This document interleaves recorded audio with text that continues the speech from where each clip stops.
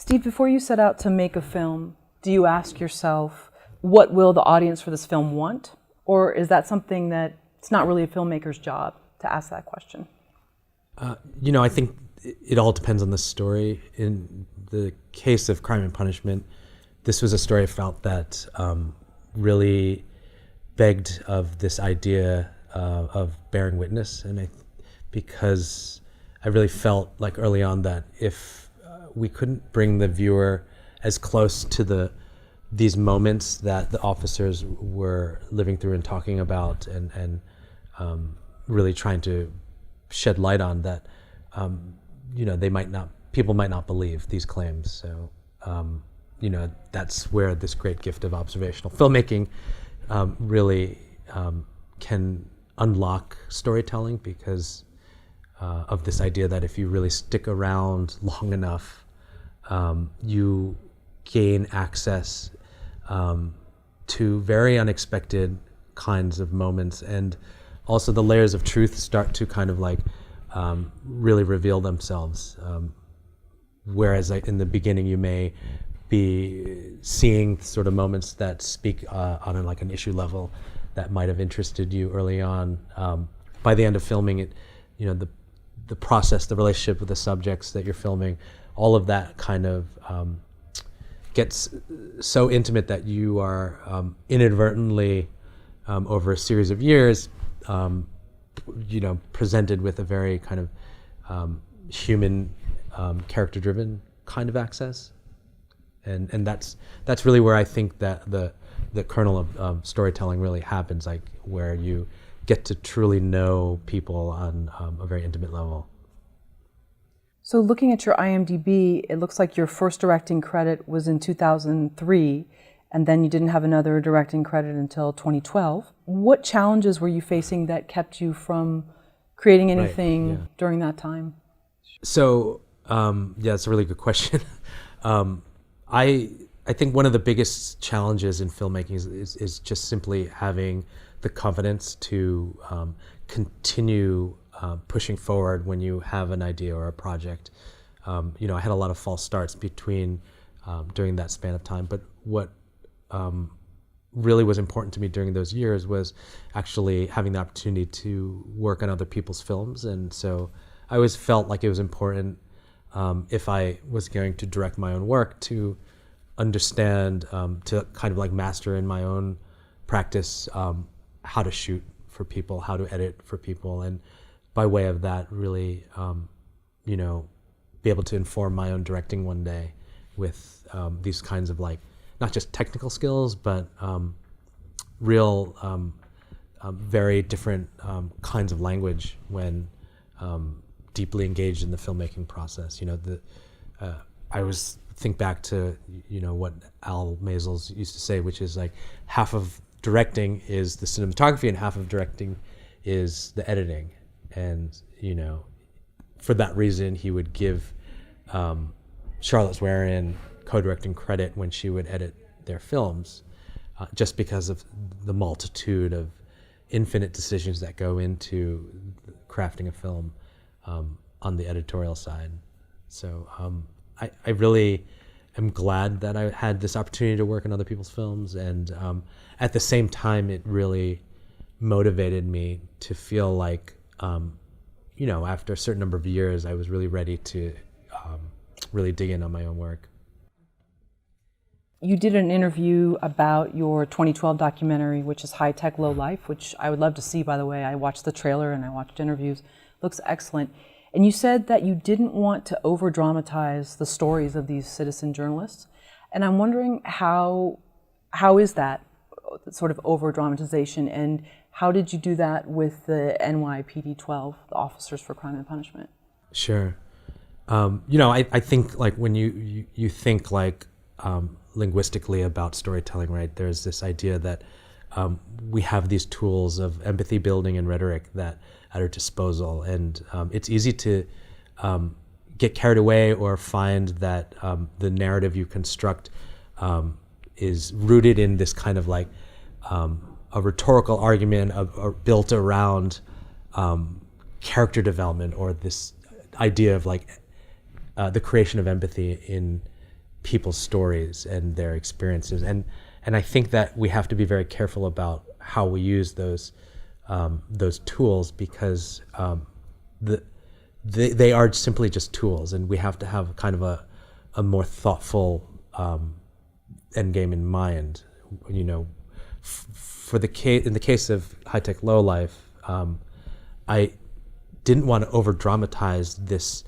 inherently dramatic story because of the political conditions within which they were, doing their work. So these are citizen journalists who are traveling across mainland China, reporting on censored news, and also trying to disseminate this idea that individuals all possess a kind of social capital that, if activated collectively, there could be a very powerful kind of like sea change in the culture around what can and can't be said in the media and in social media, and that there was more room for freedom of speech than people realized. And so in that idea was, for me, this notion that if we dramatize the notion of like a Western view of China and kind of like the draconian landscape that everybody, political landscape that everybody likes to portray China with, it would be in service of kind of like a more riveting film, but I think it would not be faithful to the reality on the ground, which is, these guys were representing a real gray area, and an expansive gray area of political and free speech. And so that was a really kind of important lesson to me, that, I wanted to make sure that the tone and the use of dramatic cinematic language was always, thoughtful and kind of like commensurate to the real, truly honest political kind of condition at hand. In the case of Crime and Punishment, I think that this idea of, building character, right, from a story perspective, these are obviously real people, so to call them characters and subjects is always a little discomforting, but for the sake of the conversation, building character was very important, right? If you can't have a human connection to these whistleblower officers in the film, then you would never release yourself to kind of imagine the high stakes nature of what they're doing, and the real kind of like social and political impact of everything that they were putting on the line to try and expose. But that being said, this couldn't be rooted in simply any single character's dramatic story arc, because the larger goal for me in this film was to create something that had a sort of systemic view that incorporated many officers that we were meeting, and not just that, but kind of like had a story structure that would lead from one person to the next, so that there was a kind of corroborating effect in the storytelling. In a sense, for me, that was perhaps like a less dramatic kind of strategy to take, as far as, what would have been so potent to just tell Edwin Raymond's story or just Sandy Gonzalez's story. But ultimately, I think it was in service of this kind of more important goal that I recognized we need to insulate the project with, which is with this different kind of story structure that was moving back and forth between sort of a macro sort of systemic view and then the micro human view on the ground, literally suggested through these aerial drone shots, right, of the precincts. If you see the film, we can get at something both structural in terms of the policy that was having a discriminatory impact in minority communities, and also make sure that the viewer was grounded in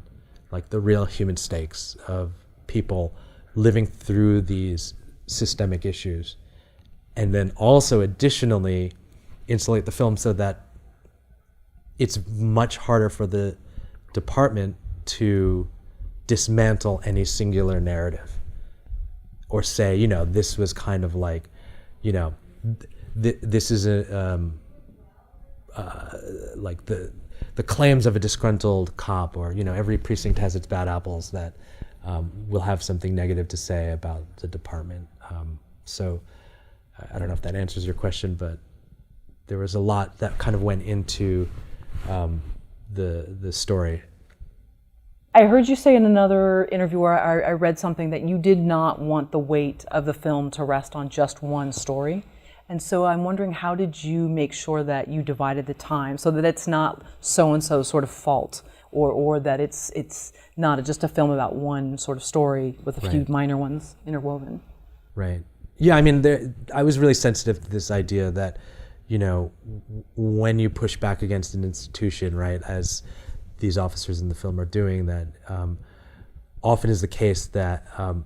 people will say, oh, well, this is one disgruntled cop, or this is one bad apple. Every department has a bad apple. And this kind of like bad apples idea was something I was very sensitive to, and wanted to make sure that we created a story structure that was rooted in kind of a more nonlinear, multi-character mosaic, which we could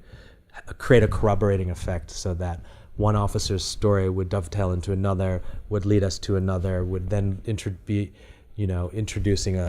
some lawyers who are working with a private investigator that lead us to a community with young people who have been arrested multiple times for falsified charges, and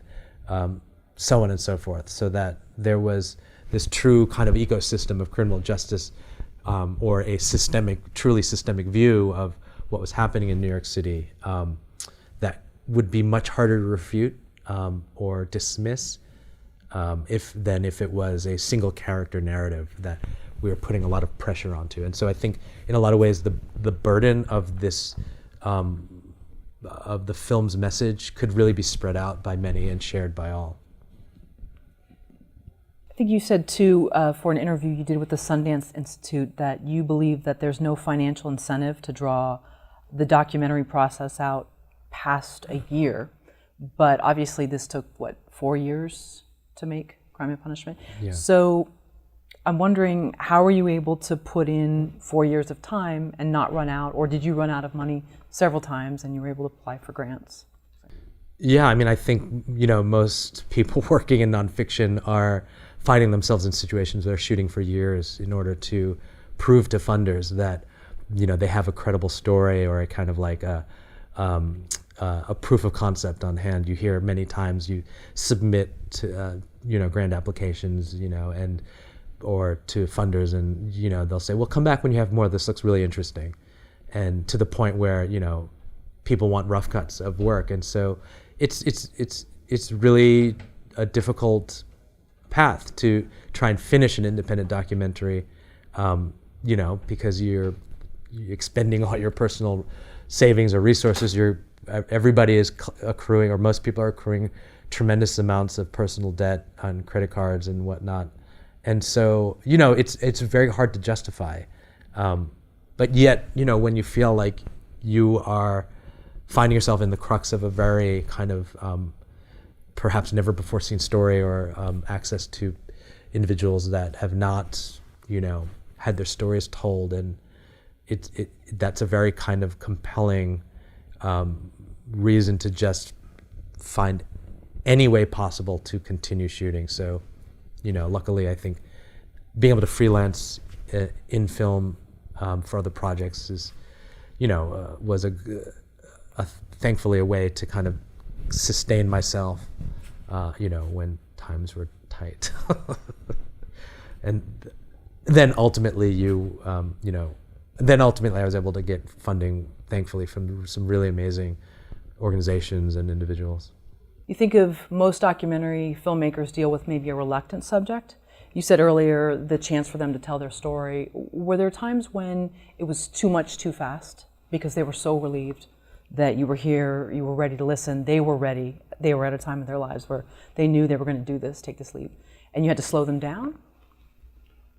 Yeah, I mean, it was a really overwhelming moment once, the class action was formed. There were, in essence, 12 cops who were part of this class. Not all 12 of them wanted to be filmed, but the majority of them did. And so that was about 10 officers, including individuals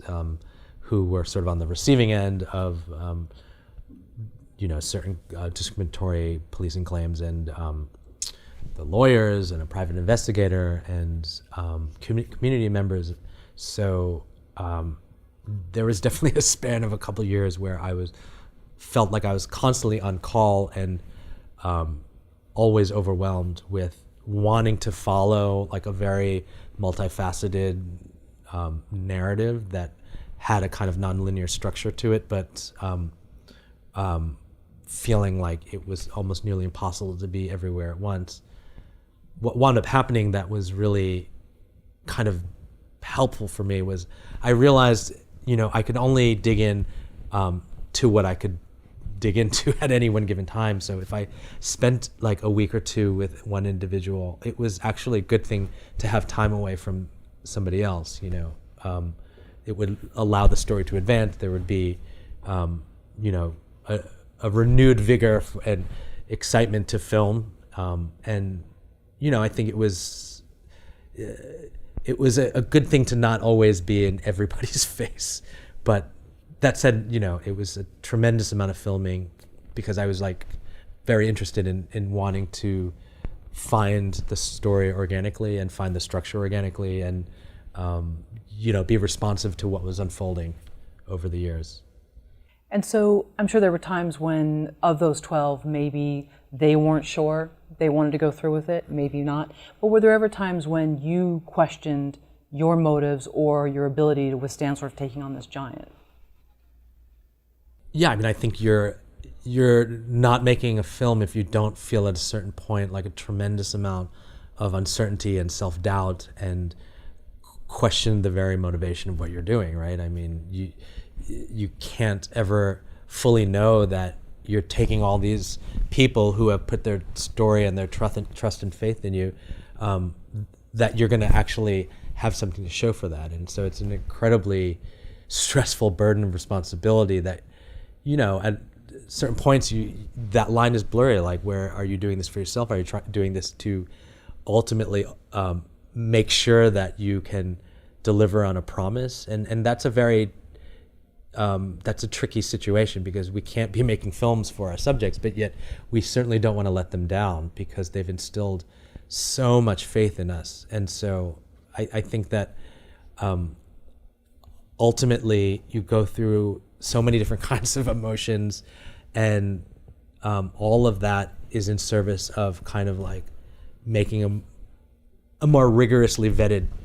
project, one that if you're not struggling with these kinds of like a whole multitude of personal and ethical questions in the process, then you're not fully embracing what is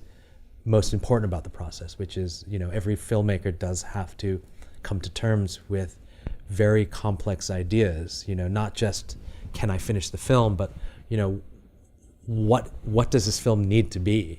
and what is the most truthful representation of this story, and how is the mere, act of trying to document in real time certain kinds of events, altering the reality of what, would have happened, and how do I tap into something innate about my motivations and my beliefs in order to then create the most faithful representation of what would have happened if I did not insert myself into this situation. And,